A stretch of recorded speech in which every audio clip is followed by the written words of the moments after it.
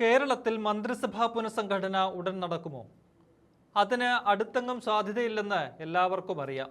എന്നാൽ സതീശൻ മന്ത്രിസഭ ഉടൻ പുനഃസംഘടിപ്പിക്കുമെന്നും പണം തന്നാൽ മന്ത്രിസ്ഥാനം വാങ്ങി നൽകാം എന്നും ഒരു കോൺഗ്രസ് MLAക്ക് വാഗ്ദാനം ലഭിച്ചിരിക്കുകയാണ്.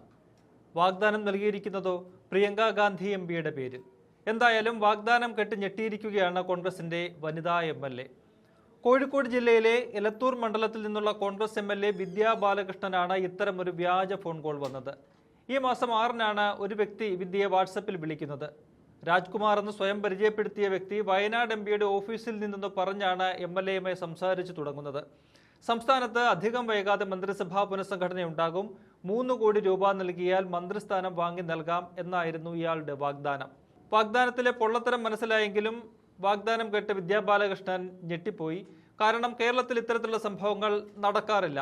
എങ്കിലും പണം താൻ നൽകാം എന്നാണ് വിദ്യ പറഞ്ഞത്. ഒപ്പം എങ്ങനെയാണ് താങ്കൾ എനിക്ക് മന്ത്രിസ്ഥാനം തരപ്പെടുത്തി തരിക എന്നും MLA ചോദിച്ചു. ഏതാണ്ട് 10 മിനിറ്റോളം സംസാരിച്ച് എങ്ങനെയാണ് മന്ത്രിസ്ഥാനം നൽകുക എന്നത് ഇയാൾ വിശദീകരിച്ചു എന്നാണ് വിദ്യാ ബാലകൃഷ്ണൻ പറയുന്നത്. കോഴിക്കോടെ ഒരു MPയിൽ നിന്നാണ് വിദ്യയുടെ ഫോൺ നമ്പർ വാങ്ങിയതെന്നാണ് വിളിച്ചയാൾ പറഞ്ഞത്. MPയെ വിദ്യ ബന്ധപ്പെട്ടപ്പോൾ ഡൽഹിയിൽ നിന്നാണെന്ന് പറഞ്ഞ് ഒരാൾ വിളിച്ചിരുന്നുവെന്നും ജില്ലയിലെ 2 MLAമാരുടെ ഫോൺ നമ്പർ നൽകിയിരുന്നുവെന്നും വ്യക്തമാക്കുകയും ചെയ്തു. സംശയം തോന്നിയിരുന്നതിനാൽ ഉടൻ തന്നെ MLA പ്രിയങ്ക ഗാന്ധിയുടെ ഓഫീസുമായി ബന്ധപ്പെട്ട് ഇക്കാര്യം അറിയിച്ചു. എന്നാൽ അവിടെ നിന്ന് അങ്ങനെ ആരും ഫോൺ ചെയ്തിട്ടില്ലെന്നാണ് MPയുടെ ഓഫീസ് വ്യക്തമാക്കിയത്. എന്തായാലും വ്യാജ ഫോൺ കോളിനെതിരെ വിദ്യാ ബാലകൃഷ്ണൻ കോഴിക്കോട് സൈബർ പോലീസിൽ ഈ മാസം 11-ന് തന്നെ പരാതി നൽകി. ഇതിന്റെ അടിസ്ഥാനത്തിൽ അന്വേഷണം ആരംഭിച്ചെങ്കിലും തുമ്പൊന്നും പോലീസിന് ലഭിച്ചിട്ടില്ല. സംഭവം വയനാട് MP പ്രിയങ്ക ഗാന്ധിയുടെ ഓഫീസിനെ ഉൾപ്പെടെ സംശയ നിഴലിലാക്കുമെന്ന കാര്യം ഉറപ്പാണ്. ഒപ്പം ഇതിൽ പരാമർശിക്കുന്ന കോഴിക്കോട് MPക്കെതിരെയും ആരോപണങ്ങൾ ഉയരാം.